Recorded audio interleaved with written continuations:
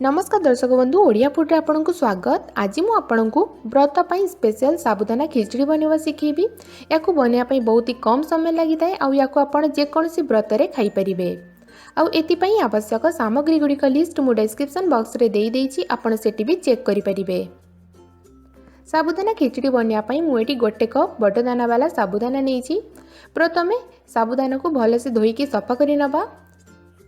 तो या 2-3 थर पानी पकईकि या भल से धोईकी सफा कर नेबे। तो या एमती हाथ में घसी घसी की धोईकी सफा करेंगे। एथिरू व्हाइट कलर पाउडर भड़िया बाहरी थाए। तो एथिरू पूरा सफा पानी बाहरी जाए या धोई नेबे। यही पाउडर थिबा जोगु साबुदाना बहुत ही स्टिकी हो जाई थाए आउ पैन रे बहुत ही लगी थाए। सेहिति पई या भल से धोईकी सफा कर नेबे। पूरा सफा पानी आसीबा जाए या धोई नेबे, जहाद्वारा साबुदाना खिचड़ी बनवा समय आउ तड़ को लगे ना। एटी मुझे भल से धोईकी सफा कर नहीं। हाफ ग्लास पानी पकईकि या 1 घंटा भिजेकी रखिदेवे। ध्यान रखिए एति पानी देवे जी भल से डुबी जीव साबुदाना सबू। तो ये 1 घंटा हो जाए। या पानी रू बाहर करके गोटे स्ट्रेनर रे एमती स्प्रेड करके रखिने, जहाद्वारा ये आउरी टिके सुखिला हो। तो एमती करिकी स्ट्रेनर रे आउ 1 घंटा या एमती रखिकी छाड़ीदेवे। तो ये 1 घंटा हो जाए।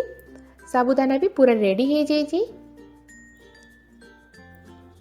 आउ मुझे 1 कप भजा चीना बादाम रो गुंड नहीं। चीना बादाम को बेसी पाउडर करेंगे नहीं, एमती गुंड करदेवे। ये 1 कप अच्छी। जीरा मुझे नहीं 1 छोट चामच। 20-25 भृसुंग पत्र। 2टा कंचा लंका को मुझे छोट कर काटी नहीं। गुआ घी मुझे नहीं हाफ छोट चामच। आउ लुण दरकार स्वाद अनुसार। प्रथमे साबुदाना रे भजा चीना बादाम रो गुंड को पकईकि या भल से मिक्स करें। एमती करने द्वारा साबुदाना आउरी टिके सुखिला हो। तो एमती करिकी या मिक्स करें। तो ये हो गला। एबे फाइनल प्रोसेस रे खिचड़ी बनैबा। तो से गोटे पैन नेबे और पैन रे अध छोट चामच गुआ घी पकईदेवे। आउ घी को गरम करें। आप तेल भी यूज करें। घी गरम हो सारा पर जीरा पकईबे। आउ जीरा को बस किछि सेकंड पाई फ्राई करें। तापर एथिरे कंचा लंका आउ भृसुंग पत्र ऐड करेंगे।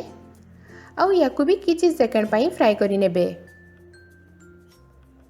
तापर एथिरे साबुदाना को पकईबे। साबुदाना ऐड कला परे याकू मीडियम फ्लेम रे मैक्सिमम 3-4 मिनिट पर्यंत कुक करेंगे।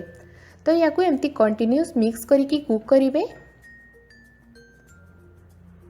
तापर एथिरे स्वाद अनुसार लुण ऐड करदेवे।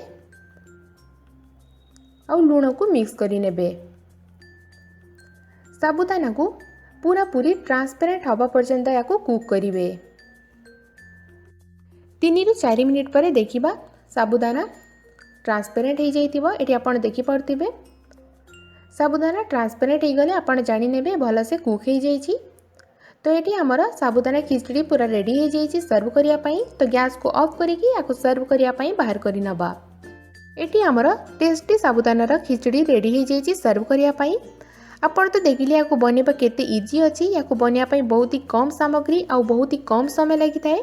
तो आपण भी यही प्रोसेस रे साबुदाना खिचड़ी बनातु आउ केमिति लागुछि निज एक्सपीरियंस मो सहित कमेंट करके शेयर करंतु। जदि आपको मोर ये रेसिपीटा भल लगी तेबे आपण मोर ये वीडियो को लाइक करेंगे, शेयर करेंगे और मोर ये चैनल को सब्सक्राइब करने को जमारू भूलिबे नहीं। तो एमती नुआ नुआ ओडिया रेसिपी वीडियो देखिया पाई राइट साइड रे नाली बटन को प्रेस करके मोर ये चैनल को सब्सक्राइब करंतु।